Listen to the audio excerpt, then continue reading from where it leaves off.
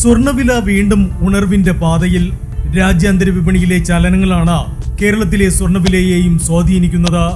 US കേന്ദ്ര ബാങ്കായ federal reserve പ്രഖ്യാപിക്കുന്ന പണനയത്തിലേക്കാണ് സ്വർണ്ണ വിപണിയുടെ ഉറ്റുനോട്ടം. പലിശ കുറയ്ക്കാൻ 90% സാധ്യതയുണ്ടെന്ന് നേരത്തെ വിപണി വിലയിരുത്തിയിരുന്നു. എന്നാൽ ഇപ്പോഴത് 87%ത്തിലേക്ക് താഴ്ന്നുവെങ്കിലും 0.5% ഇളവ് പലിശയിൽ വരുത്താനുള്ള സാധ്യതയുണ്ട്.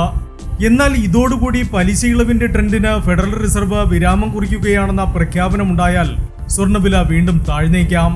പലിശ ഇനി അത്ര വേഗം കുറയില്ലെന്നാണ് US Fed chairman Jerome Powell പ്രഖ്യാപിക്കുന്നതെങ്കിൽ 10 വർഷ US ട്രഷറി ബോണ്ട് ഈൽഡ് ലാഭകരമാകുന്നതും സ്വർണത്തിന് ക്ഷീണമാകും.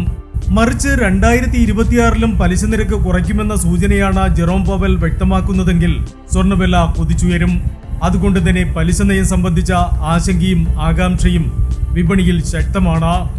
അതോടൊപ്പം പണനയത്തിൽ US കേന്ദ്ര ബാങ്ക് പലിശ നിരക്ക് കുറച്ചാലും 2026-ൽ അധികമായ രീതിയിൽ സ്വർണ്ണവില ഉയരുന്ന ട്രെൻഡ് ഉണ്ടാകാൻ സാധ്യതയില്ലെന്ന വിലയിരുത്തലുകളുമുണ്ട്.